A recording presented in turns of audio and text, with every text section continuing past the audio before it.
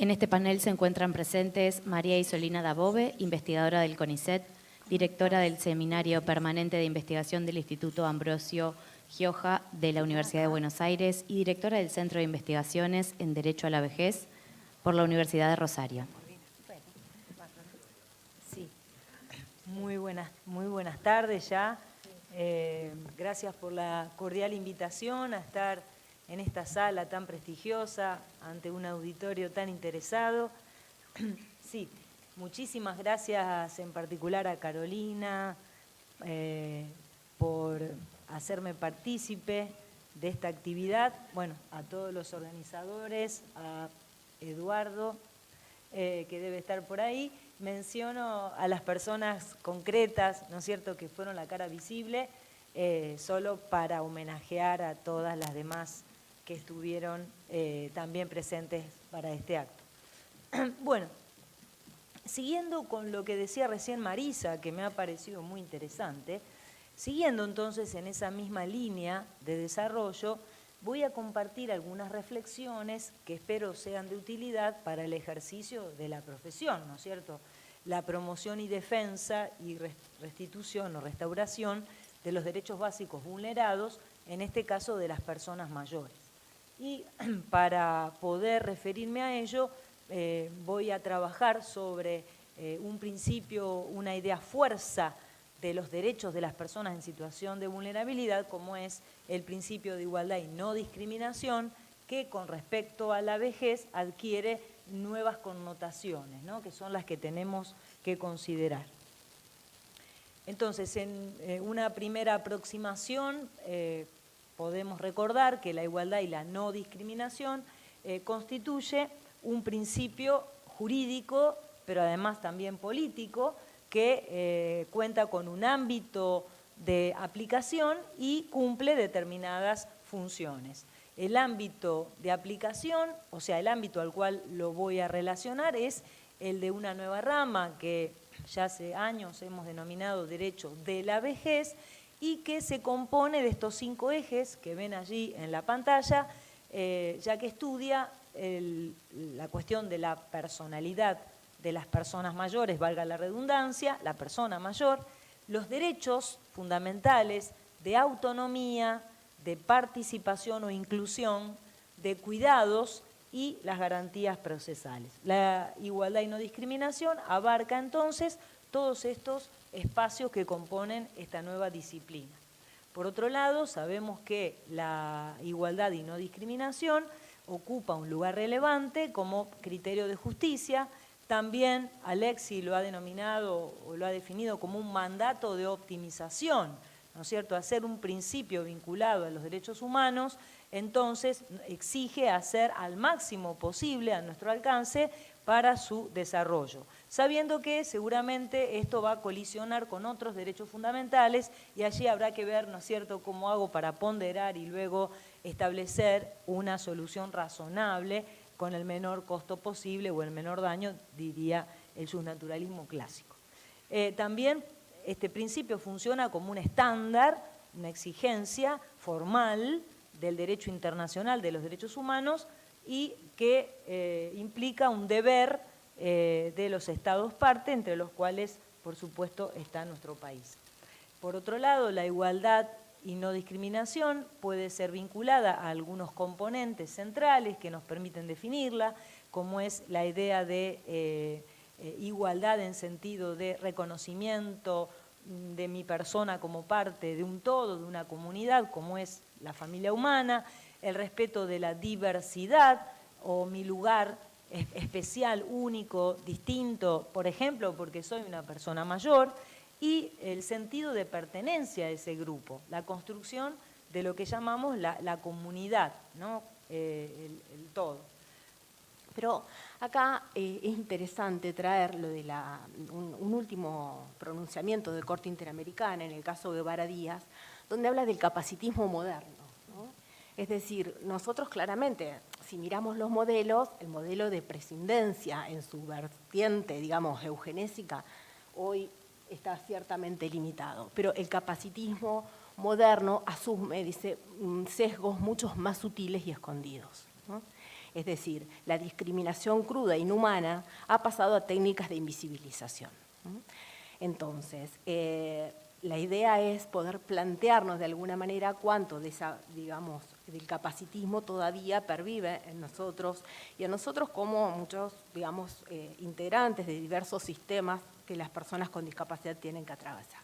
Pero ¿qué dice la Convención? Y yo, la verdad es que acá esta Convención es sumamente alentadora por muchas cuestiones, pero justamente lo que hace es rescatar la voz de las personas con discapacidad en el momento que para su elaboración tuvo en cuenta, digamos, la opinión de ellas, este lema, ¿no? Nada de nosotros sin nosotros, es el que es el primer tratado del siglo XXI que justamente se elabora con la participación. Entonces, es decir, algo distinto, ¿no?, al sistema internacional, es el primer tratado que trae las voces de las mismas personas y que me parece que es como el lema que verdaderamente nosotros y nosotras tenemos que permanentemente llevar en el ejercicio. La Relatoría de Discapacidad dice, la Convención promete devolver la voz, la capacidad de decisión y de control a las personas con discapacidad que han sido tratadas como objeto de cuidado durante demasiado tiempo. La voz no es solo un elemento central de la dignidad humana, también es un elemento fundamental para que los sistemas se transformen. La Convención, fíjense la importancia que le da la escucha a la participación de las personas con discapacidad, que en 28 oportunidades nombra la participación, 21 veces nombra la comunicación, la inclusión y el lenguaje.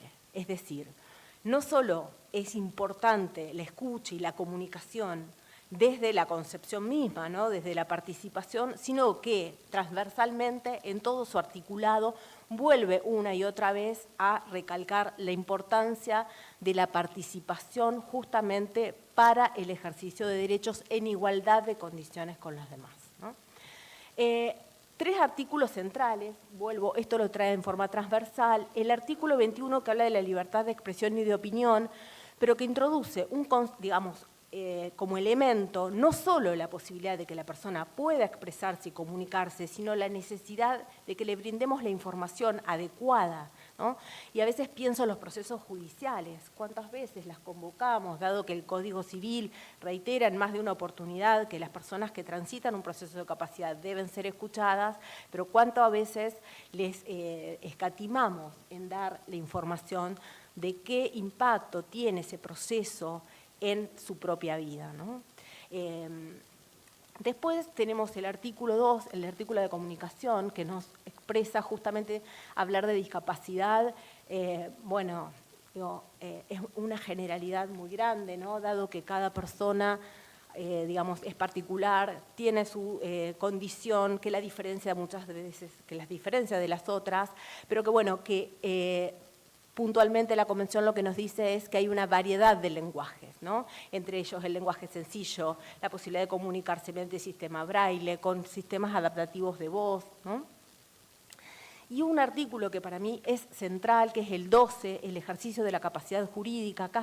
Acá radica el verdadero cambio de paradigma en la Convención, ¿no? Es decir, estas personas, tal vez a diferencia de las personas que recién Isolina hablaba, que son las personas adultas, las personas con discapacidad, aun cuando no transitan procesos de capacidad jurídica o no transitaron las viejas insanias, están restringidas en el ejercicio de la capacidad jurídica, ¿no? Es decir, no necesariamente aquellas que tienen una sentencia, sino muchas veces aquellas que no la tienen, porque el diagnóstico acá es la principal barrera, ¿no?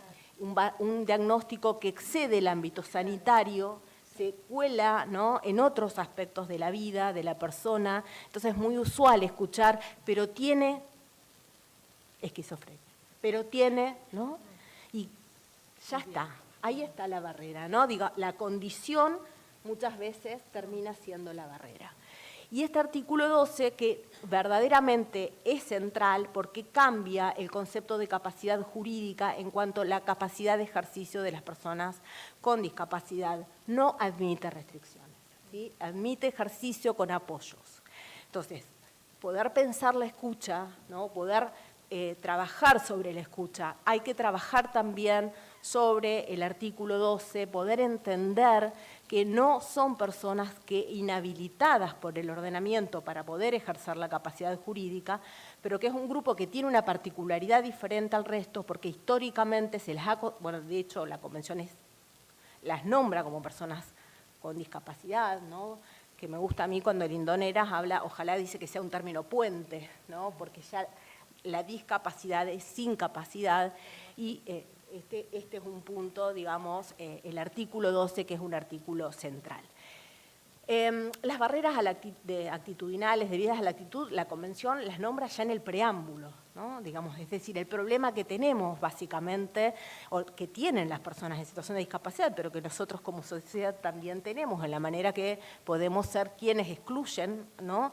Las excluyen del ejercicio de sus derechos, son estas barreras debidas a la actitud que obviamente tienen este origen en estos modelos que todos nos hemos socializado de alguna manera y que nos impregnan y que aún con el mayor esfuerzo, ¿no?, de poder visualizarlos todavía nos marcan muchas veces las intervenciones. Estas barreras que también la Corte las menciona en el caso de Guevara Díaz y en la mayoría de su jurisprudencia relativa a la discapacidad. A mí me interesa acá traer el concepto de injusticia testimonial, ¿sí?, que trae Miranda Fricker cuando ella en su libro de la injusticia epistémica, es decir, cuando estos prejuicios que nosotros tenemos en relación a las personas con discapacidad o a las personas en situación de vulnerabilidad, le otorgan un grado de credibilidad disminuido, ¿no? Es decir, ya ese prejuicio, ese juicio previo que tenemos, ¿no?, hacia ellas, les resta, digamos, credibilidad a su relato. Y esta injusticia en el ámbito judicial, dice Fricker, es una injusticia jurídica, porque al desacreditar su testimonio, la persona no puede recibir un juicio justo. Y este tipo de injusticia testimonial también es un tipo de injusticia que afecta la dignidad misma de la persona, ¿no? Ya al otorgarle un valor disminuido a su palabra, ya estamos afectando su dignidad. Ya estoy cerrando. Es interesante, hay un trabajo de Roger Hart de la escalera de participación. Él la escribió cuando habló de las infancias, de la escucha de los niños, niñas y adolescentes, a poco de adoptada la Convención de las Infancias. Y él dice que vamos, en esta escalera de participación, vamos desde la participación decorativa o simbólica a la participación auténtica o genuina. Y yo pensaba un poquito, ¿no?, en relación a la escucha y a la participación de las personas en situación de discapacidad y este Código Civil que nos dice en más de una oportunidad que debemos escucharlas antes de dictar sentencia, que digo, creo que estamos en una instancia muchas veces de participación simbólica todavía. Cumplimos con la formalidad. ¿Y por qué lo digo? ¿Por qué me atrevo a decirlo? Porque si nosotros analizamos la jurisprudencia, vamos a ver que en las partes resolutivas de las sentencias, la voz de las personas en situación de discapacidad no la encontramos. Vamos a encontrar su diagnóstico, vamos a encontrar el informe interdisciplinario, pero ¿qué es lo que ellas quieren para ellas? ¿Cuáles son los apoyos que necesitan? ¿En qué áreas de su vida necesitan apoyos? ¿Quiénes son sus personas de confianza para poder ejercer apoyos? Muchas veces no lo encontramos. Entonces, celebro, por supuesto, esta convención que no nos deja, digamos, mirar para el costado, que nos ha obligado y nos sigue obligando a avanzar un montón, pero que, bueno, vuelvo, ¿no? Hay todavía algunas cuestiones pendientes en relación a la escucha y a su participación. La relatoría dice, no basta con tener buenas leyes, tenemos que cambiar los viejos sistemas, tenemos que reconocer la ética relativa a la voz, a la capacidad de decisión, es la única manera, las leyes ya las cambiamos, nos faltan cambiar los sistemas. Y por último, y esto muestra la voz de Liliana Pantano en el curso de Ministerio Público, el verdadero interés que entiendo tiene la Procuración en traer estos temas, en debatirlos, en capacitarnos. Se trata de entender la discapacidad desde la propia voz, desde la propia biografía de la persona. Es importante saber lo que les pasa a ella. La gran protagonista es la persona en situación de discapacidad. De verdad, es algo que tratamos y tenemos que seguir tratando porque no hay derecho, digamos, de que seamos nosotros, no podemos ser nosotros quienes vulneren los derechos de las personas, ¿no? Eso es fundamentalmente. Les agradezco muchísimo. Agradecemos a la doctora Sarkis, titular de la Curaduría Oficial de Junín. Inmediatamente Marina Canal, licenciada en Psicología, especialista en Gerontología, docente e investigadora, directora de Estudios y Abordajes en Mediana Edad y Vejez de la Facultad de Psicología de la UNLP, disertará.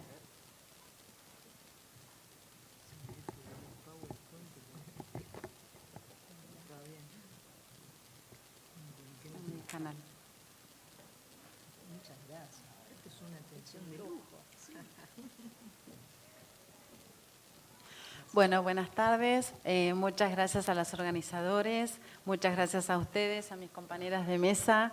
Bueno, en este momento no solamente para mí es agradecer, sino también compartir con ustedes que me significa un desafío, porque en un ámbito de esta naturaleza les voy a hablar quizá de cuestiones que tienen que ver con la psicología y fundamentalmente con el psicoanálisis, y ya suena raro pensar, ya parto de cierto prejuicio que es pensar que si es posible o cómo entendemos que realmente una persona que está transitando un proceso, como ya lo fueron anunciando mis colegas acá, mis compañeras, en realidad no son colegas, fueron planteando la cuestión de un sujeto que está transitando un proceso que tiene particularidades muy singulares y que en todo caso la escucha para nosotros va a andar por ahí, justamente planteando cómo ese sujeto puede subjetivar de manera deseosa una etapa vital que por el momento no puede interpretarse como deseable.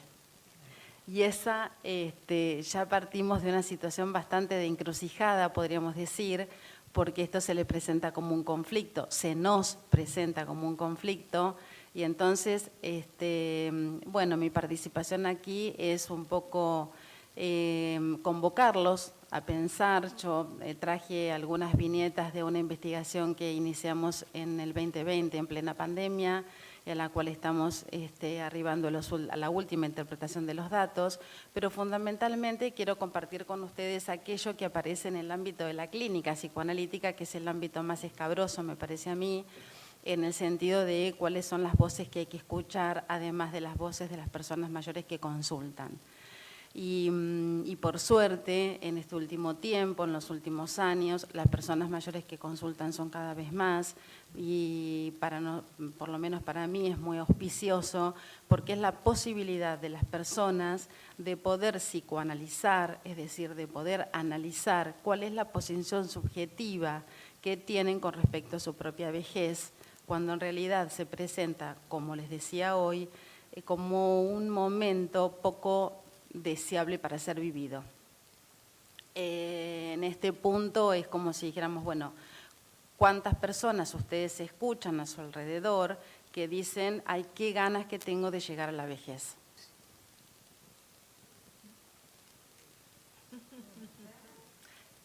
Chan. Claro, silencio, y en esto estamos todos convocados porque voy a tratar de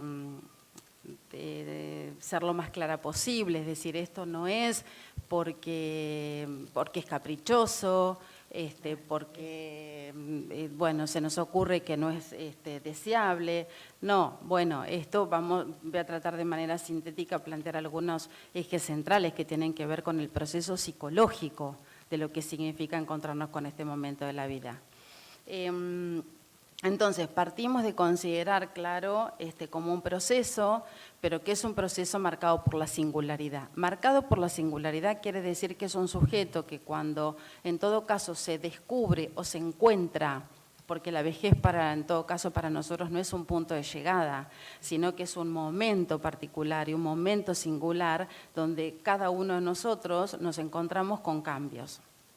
Esos cambios que los podríamos plantear, yo voy a plantear 3 dimensiones más, podríamos decir groseras de esa situación de cambios, provienen de cuestiones externas que tienen que ver con la dimensión corporal, con la dimensión social, si se quiere, que tiene que ver con las funciones que hemos desarrollado dentro de la familia o a nivel social, como puede ser la jubilación, hoy lo mencionaban, y también con la cuestión de la temporalidad. Esas 3, podríamos decir, esas 3 dimensiones centrales marcan, irrumpen o marcan una situación problemática porque atañen a nuestra identidad. Entonces, el sujeto que se encuentra con esta dimensión se pregunta nada más y nada menos por su ser, es decir, ¿quién soy? Preguntarse por el ser, preguntarse por su yo, marca en todo caso una crisis, que es una crisis conflictiva, porque es una crisis casi como decíamos, como el adolescente que se busca, que está en una búsqueda. Bueno, las personas que están, lo voy a decir como lo decía Salvareza, el viejo, porque no hay por qué no decir si el niño es el quien transita la niñez y el adolescente quien transita el adolescente, el que transita la adolescencia, no tendríamos por qué no decir que quien transita la vejez es el viejo. Pero lamentablemente está tan atravesado por prejuicios que nos exceden a nosotros que tenemos que hacer rodeos para nombrar algo que sencillamente las mismas personas que transitan ese momento de la vida dicen estoy viejo para esto y soy viejo para aquello. Entonces el problema es por los otros, no es por el sujeto en sí mismo. Pero no obstante eso, vamos a decir en este ámbito personas mayores, como lo sugiere la Convención, o vamos a utilizar otras terminologías. Nosotros en el ámbito nuestro, en nuestra especificidad, no tenemos ningún prurito ni ningún problema en decir que, mira, te derivo un viejo o una vieja, y no estamos queriendo decir más que ese sujeto que está transitando este momento en particular. Casi como que es el nombre específico para nosotros.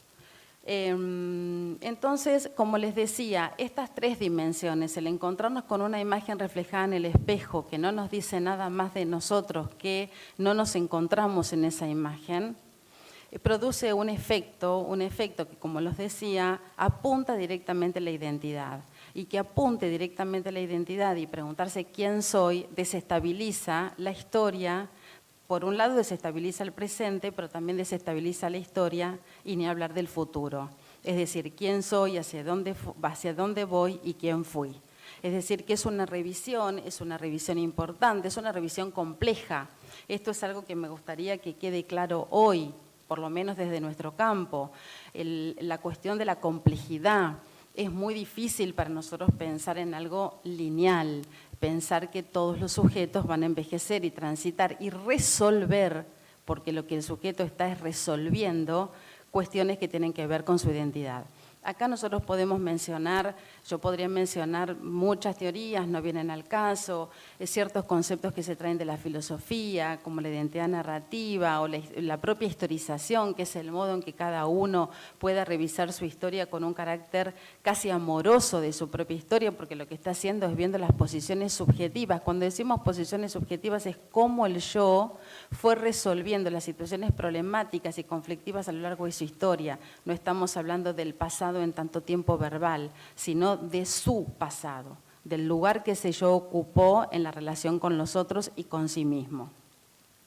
Claro que esto uno lo dice así, muy suelto de cuerpo, una tarde acá compartiendo con ustedes, pero es un trabajazo, es decir, es un trabajazo psíquico que, ¿cómo les diría? Emergen sentimientos, emociones, ambivalencias, emociones de tristeza por lo que tuve que dejar, lo que tengo que dejar, las posiciones asumidas. Hoy decían la cuestión de la jubilación, es un observable muy rico para observar cómo el sujeto a veces se pierde. Y cuando digo esto, que se pierde, efectivamente se pierde, a veces se ven en síntomas bastante importantes que cuando yo les decía, ¿quiénes hay que escuchar en una consulta clínica? Bueno, hay que escuchar al médico que deriva, hay que escuchar a los hijos, hay que escuchar al sujeto. Y esas escuchas hacen que realmente el trabajo sea mucho más rico en cuanto a cómo cada uno se posiciona con respecto a ese sujeto que viene y que consulta, porque justamente lo que dice es, estoy perdido. Y ese sentimiento de pérdida genera angustia, genera ambivalencia, genera enojos, genera broncas, genera, como les dije hoy, tristeza, a veces abulia, no hay voluntad, no hay ganas de hacer las cosas, porque justamente lo que se pierde es el sentido por vivir. Como les decía, todo este panorama marca cierta complejidad, pero bueno, es lo que hay que atender, es lo que hay que escuchar, es lo que hay que observar, es lo que hay que ver. Entonces, repasando, les decía que desde nuestro campo disciplinar, ¿para dónde va nuestra escucha particular? Como ustedes saben, les cuento que todos conocen la psicología y el psicoanálisis, saben que es una escucha particular, es una escucha que va directamente para el deseo y se torna problemático cuando el deseo está desdibujado. Y muchas veces en estas situaciones de crisis el sujeto está desdibujado, por lo tanto hay que ir con él acompañando, como se hace con el adolescente, en la construcción de lo que es el deseo. ¿Qué desea este sujeto que está aquí en una problemática que lo inunda? Porque lo inunda, está desbordado, la angustia desborda. Yo creo que, no sé, si alguien acá levante la mano que nunca haya sentido angustia. La angustia desborda, desestabiliza absolutamente, complica los vínculos, a veces deteriora los vínculos también. Entonces, se encuentran en situaciones altamente comprometidas y bueno, la capacidad de desear es lo que realmente pone en juego el derecho. Es decir, cuando cada uno de nosotros podemos asumir lo que deseamos, podemos hacer ejercicio de nuestros derechos también. Vuelvo a decir de que realmente nos quede para nosotros hoy esta dimensión de lo complejo. Como les decía, quería compartir con ustedes las viñetas, las traigo por supuesto sin nombres, porque es como corresponde, o con nombres de fantasía, porque no se transmite la identidad de las personas ni entrevistadas ni atendidas en consultorio. Pero es importante lo que fuimos encontrando nosotros en esta investigación, que cuando se nos fue aprobada justo a principios del año 2020, a 2 meses de transcurrida esa aprobación, empezaba la pandemia y el ASPO, y entonces ustedes saben que es muy complicado hacer a veces un trabajo de campo en esas condiciones, no obstante lo pudimos hacer. Y es interesante las cosas que encontramos, porque allí podemos encontrar, o traje al menos, 2 cuestiones bien antagónicas en cuanto a lo que significa asumir la toma de decisión, porque una de las cosas que ocurre en esa situación de complejidad emocional, afectiva, vincular, deseosa, es cómo alguien puede tomar una decisión. A veces para las personas mayores se torna muy complejo tomar decisiones, a veces hay muchas variables y otras veces hay muchas personas que intervienen en esa toma de decisión. Como les decía, en la investigación escuchamos a veces que la toma de decisión, hay como una delegación del poder hacia los hijos en esa toma de decisión, se delega porque como aquella película muy vieja que se llamaba Con las mejores intenciones, a veces se arruinan la vida de los hijos, a veces con las mejores intenciones también se arruinan las vidas de las personas mayores.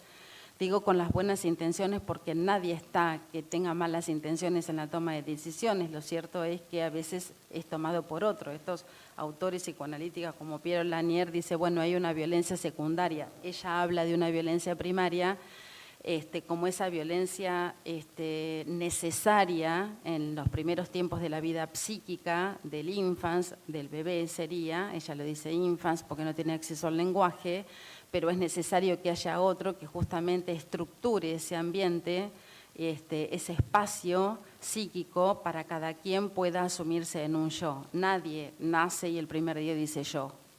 El yo lo decimos a posteriori de poder hacer una metabolización de esos enunciados identificatorios que otros nos dieron. Ahora, la misma autora dice, pero claro, hay una violencia secundaria que es ese poder que se ejerce muchas veces sobre el yo del otro y entonces se habla sobre un yo que puede enunciar y decir, yo quiero comer puré. Pero otro le dice, no, pero no podés o no, o vas a comer tal cosa. Entonces ella dice, hay una violencia secundaria que muchas veces ocurre en la adolescencia cuando las figuras parentales tienen dificultad en poder ver la autonomía de su hijo adolescente que ya puede ejercerla.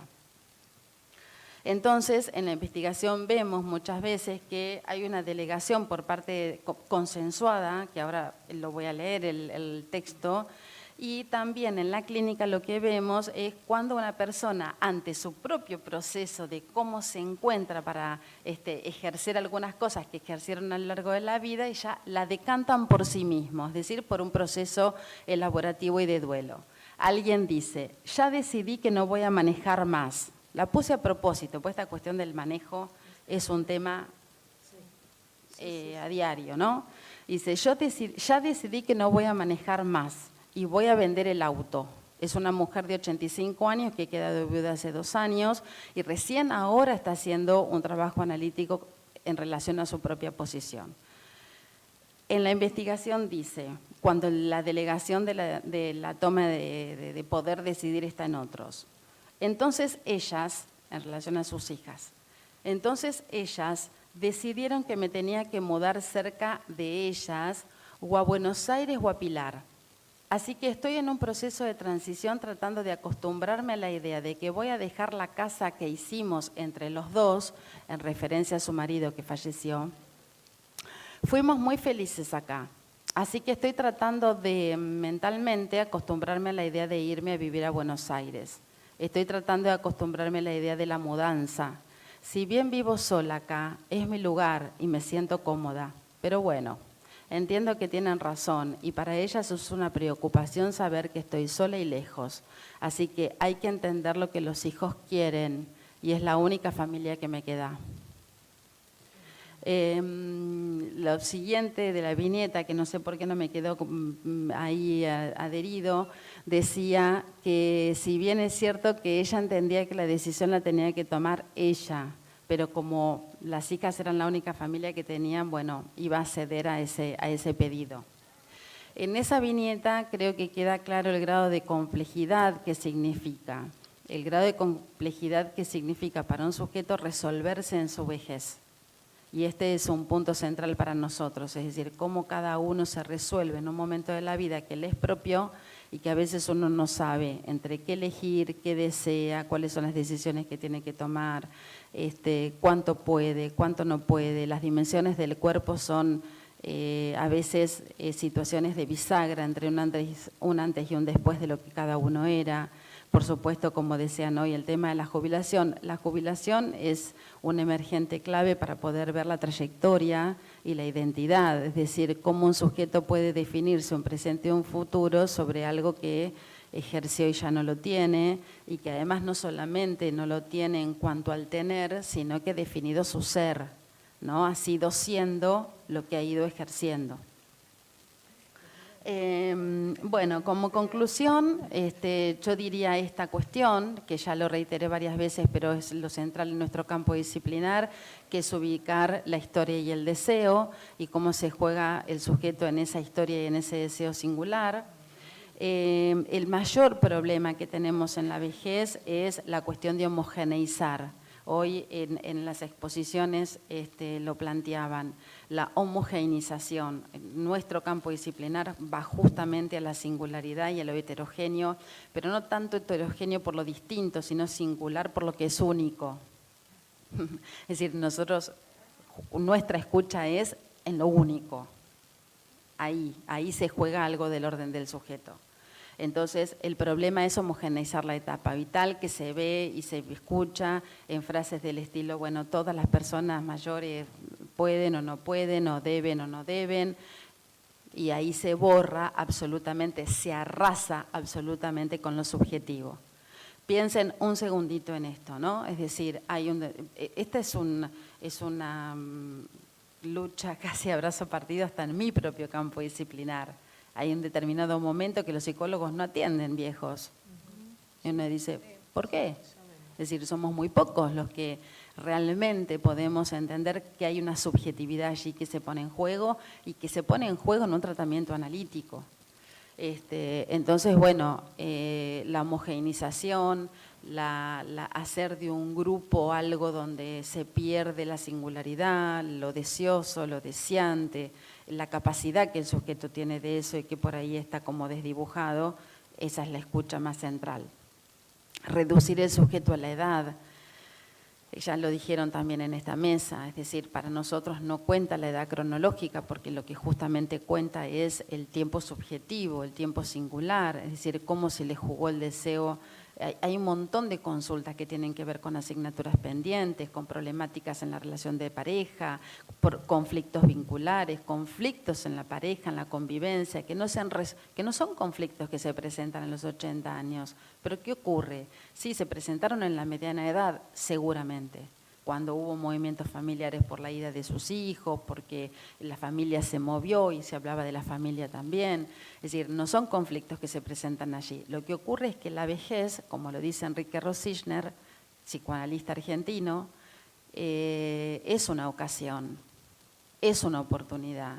Podríamos decir, es la última, y por ahora no hay otra etapa vital a posteriori. Es la última etapa vital donde cada uno pueda resolver situaciones casi como de arrastre y que todavía el tiempo de vida le da para poder resolvérselo. ¿Para qué se va a morir con una asignatura pendiente que la puede resolver anteriormente a través de la palabra y del discurso y de su historia y de que alguien, como es esta jornada, lo escuche?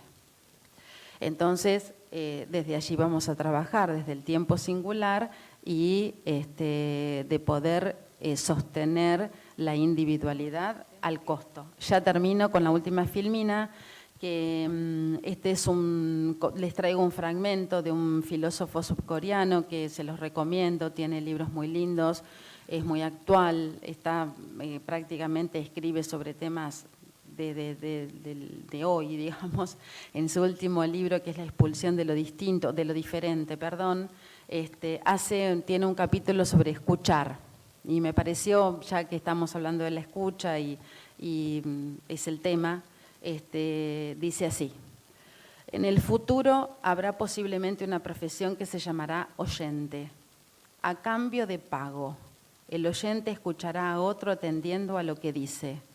Acudiremos al oyente porque, aparte de él, apenas quedará nadie más que nos escuche. Hoy perdemos cada vez más la capacidad de escuchar. Lo que hace difícil escuchar es el progresivo narcisismo de la sociedad. Escuchar no es un acto pasivo, se caracteriza por una actividad peculiar. Primero tengo que dar la bienvenida al otro, es decir, tengo que afirmar al otro en su alteridad. Esto quiere decir que la alteridad es la diferencia. Siempre que estamos ante la presencia del otro, estamos ante la diferencia, aunque hagamos intentos mancomunados de que sea igual a nosotros. Retomo entonces. Primero tengo que dar la bienvenida al otro, es decir, tengo que afirmar al otro en su alteridad. Luego atiendo a lo que dice. Escuchar es un prestar, un dar, un don. Es lo único que le ayuda al otro a hablar. Bueno, muchísimas gracias por su atención. Gracias a ustedes por participar de la jornada. Las despedimos, las invitamos a pasar al auditorio nuevamente.